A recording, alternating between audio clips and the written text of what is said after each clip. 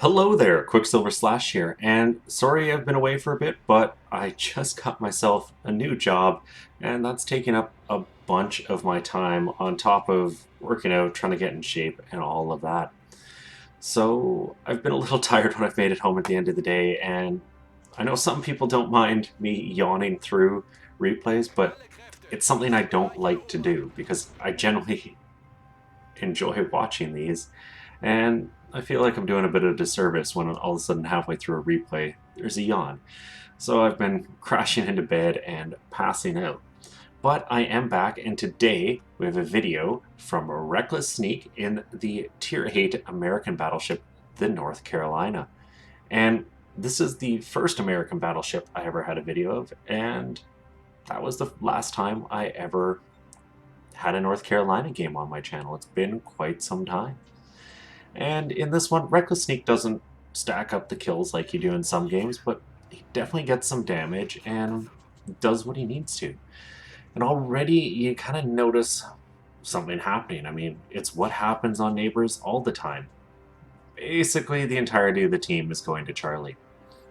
And it's odd how this happens, but it just does. And honestly, I really do feel the South team is the one that can control Charlie. There's much better cover in these southern islands than the northern islands. I think teams who spawn on the north need to really consider going down to Alpha or, focusing these lower caps rather than trying to YOLO into Charlie, getting shot in the side as they sail through it to try to get to what cover there is there. Now, Reckless Sneak sees what's happening, and you can see the hesitation, the rudder waffling back and forth, speed not really going anywhere. He's waiting, and he's waiting to see what happens, because Alpha and Bravo are both being capped.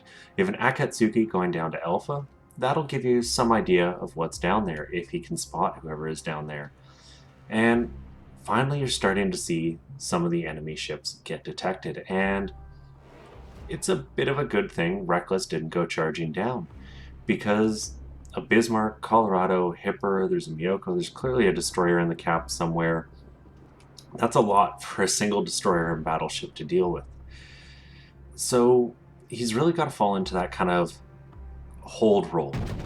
He has to prevent these ships from just pushing up and getting onto the flank of the Northern Fleet. But to do that, you don't have to get all that close. He lined up the Miyoko, unfortunately missed with the front two turrets. The Miyoko does have their rudder over to port and looks to be given a much better target here. The shell's washing her quarterdeck. Unfortunately when that happens, but it does. So maybe Reckless is going to switch targets? Nope. Stays with Miyoko, pretty much side on, and I mean, the plus side there is you'd think he had to stay straight, but he really doesn't. See the Miyoko dropping speed, turning to port to duck under the New Orleans, and I really think that's going to cause all these shells to miss as well. Little unfortunate, but it happens. And interestingly, the South team didn't go to Charlie at all. Really confuses me a little, because I do think the South has the strong advantage there, but it's going to make for a more interesting battle, because now we're going to end up in this big carousel. You can see that New Orleans getting absolutely destroyed. Cruiser out in the open, closest target, everyone starts shooting at him. And unfortunately, Reckless misses again. So not the strongest start of the game for him, but sometimes hitting cruisers, at those medium to long ranges is about luck. Do they happen to hit their rudder button? Do they not? Do they change their speed? Some of gunnery is a guessing game. Now, if you have a target that's sailing in a perfectly straight line, yeah, you should be hitting them, but this Miyoko hasn't been, and Reckless hadn't been hitting him until he gets the Citadel and the kill. Not a bad way to correct. The first connection ends the Miyoko's life. Now, we do know where the Gade and Fubuki are. Unfortunately, the friendly Fubuki just got finished off, and there's no one between Reckless and the entirety of the enemy team. And that's gonna be tricky. The North Carolina really does like to sit, bow in, angle. That's how its armor performs well. But in a situation like this, where you're running from the enemy team, you can't just bow in and go into reverse. I've seen way too many ships try to do that. It just makes you a sitting target. Everyone will swap to HE and erase you just as quick as if they were pumping you full of citadels. So I believe Reckless is doing the right thing here. He's turning away, he's trying to stay angled to the bigger targets, and at the same time still keep his gun in the match. And wow, what a hit. 2 citadels, almost erasing that hipper in one go, and there he goes. Another ship down, the friendly Nagato finishing the job. And that Nagato's been doing some work. He also finished off the New Orleans. Unless I read that wrong, because now the Nagato is dead. Which, a little unfortunate, but there's a Belfast to shoot, another 2 citadels, pretty much the entirety of another cruiser, but some allies, namely in the form of Mogami, finish him off. But it's all good. At this point, it's about the win, and you're up 5 kills to 2, you're down the caps, and the points really kind of show that. They're 100 points ahead, but 1 kill could quickly flip that back to being even, and that's why cap control can be so important.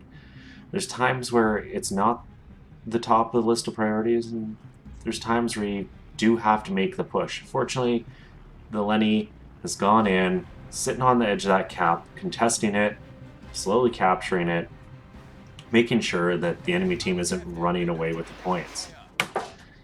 And you can see Reckless has been doing a decent job of altering his speed here.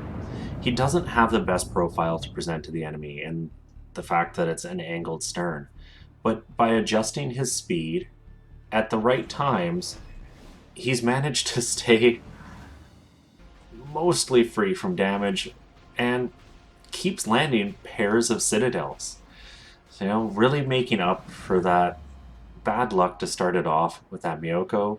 Up to 105,000 damage so far, and got a nice side on Colorado.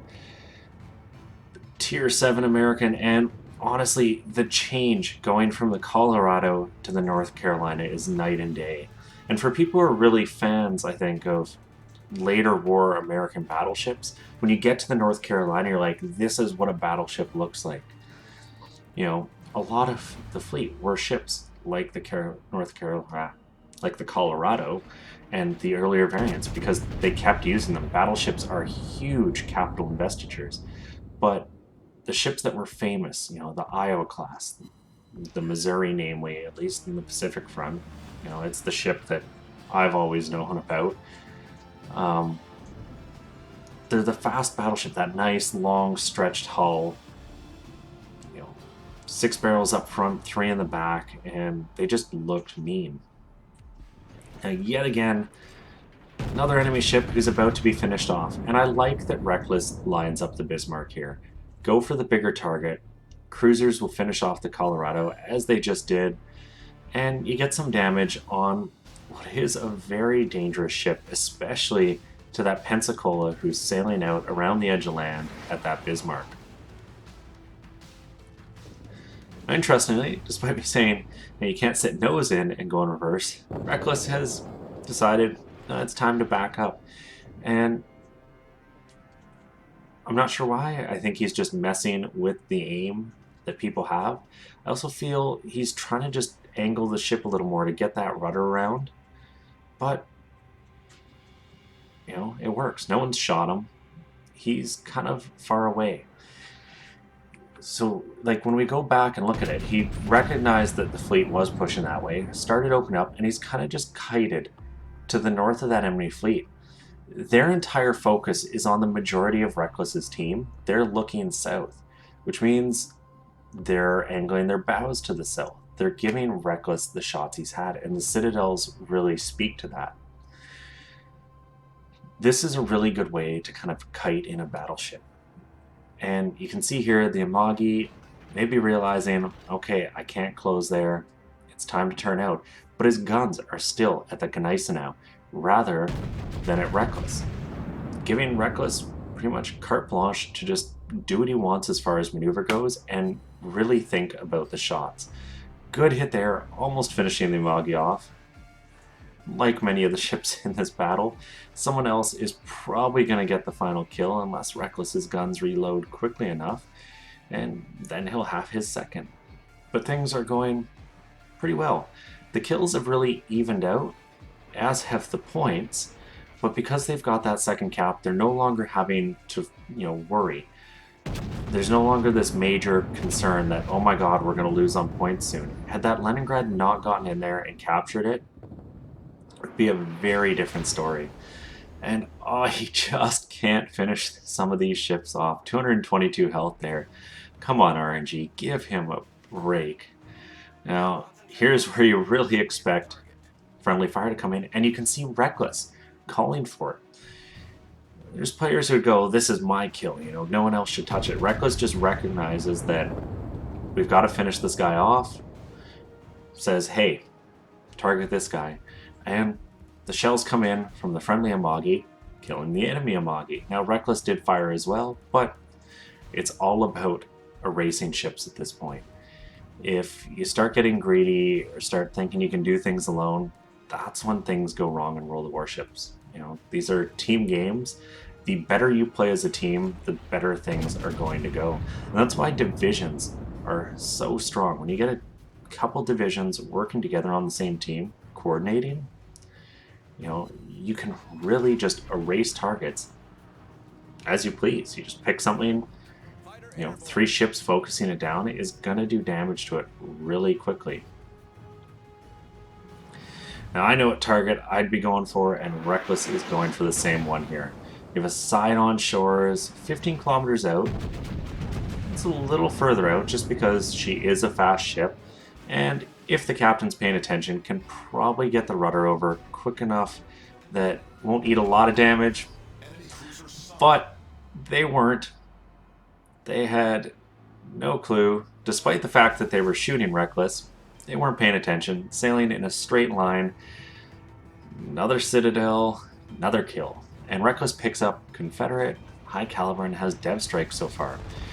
Now right here, it would have probably helped Reckless to have tapped that Charlie button and switched to the forward view, but he still manages to hit that Gade, and the Gade smokes up 2.6 kilometers out. Clearly Reckless isn't running target acquisition here because at 3 kilometers you would see it, and there's the Hydra. You expect it from this destroyer. The one downside is with him firing his guns, he really gives up his position in the smoke, allowing Reckless to keep him targeted. He closes into that 2 kilometer hard detection range, puts the shots in. His rudder was over. The Gade fires the Peds, but they looked like they were going to miss, and you really thought Reckless was going to get out, and he gets detonated. Doesn't happen a lot in a battleship, but happens sometimes. You can see Reckless having a good laugh there, and at this point, doesn't really matter. His team should win. You can see they've finished off the rest of the enemy team. There's just that Gade left. They've got plenty of ships to deal with it in the form of Eleni, Mogami, Kutuzov. The Amagi can basically sail to the corners, make sure he stays alive, and they'll slowly go through, get the caps, and just win this on points. So let's pop to the post-battle. And a very solid performance in this one by Reckless. And it came down to the start, recognizing he was alone, but not running away. Sometimes people see, oh, I'm alone, and they'll just turn and sail away, try to catch up to the fleet, and join the lemming train. Instead, he kind of fell back, but kept his guns looking where the enemy ships would come from, and that's why it worked out. 532,000 credits, 12,000 experience, Confederate, unfortunately detonation, devastating strike, high caliber, 179,000 damage, and just pumping citadels into side-on targets. 2,332 base XP, top of the team, really showing how important this kind of support role on the weak side can be. He bought the time necessary for the other ships to get in there and finish them off, and they did. He kept leaving things on next to no health, and the targets got finished off. And unfortunately, can't scroll through and see all the damage, but you can see how much damage he did to a couple of these targets in single volleys. The Hipper, Belfast, heck, even the Amagi, those were mostly one volley hits. The Amagi was 2 or 3, but one of them was the big hit. I mean, that Hipper had to have felt pretty crappy to have lost health like that. And it kind of speaks to my Hipper experience half the time. And end of the day, took home 372,000 credits, 12,000 experience, which you can see comes from a couple different places, and won the game. And when you play to win, the rest just falls into place. You know, there's so many people out there who are focused on getting kills or getting the experience, getting damage, that you just start losing. But if you think about how can I play to win this for the team, suddenly the kills, damage, all of that just falls into place and starts happening naturally. Thank you very much, Reckless, for sending this one in. I've enjoyed watching it. It's been a while since I've reviewed or watched a replay of the North Carolina. There's just so many ships in game. Some seem to get buried a little bit. I hope everyone enjoyed this. If you did, please consider giving it a thumbs up or subscribing to the channel. And as always, I'm Qckslvrslash. I'll have another one for you all later.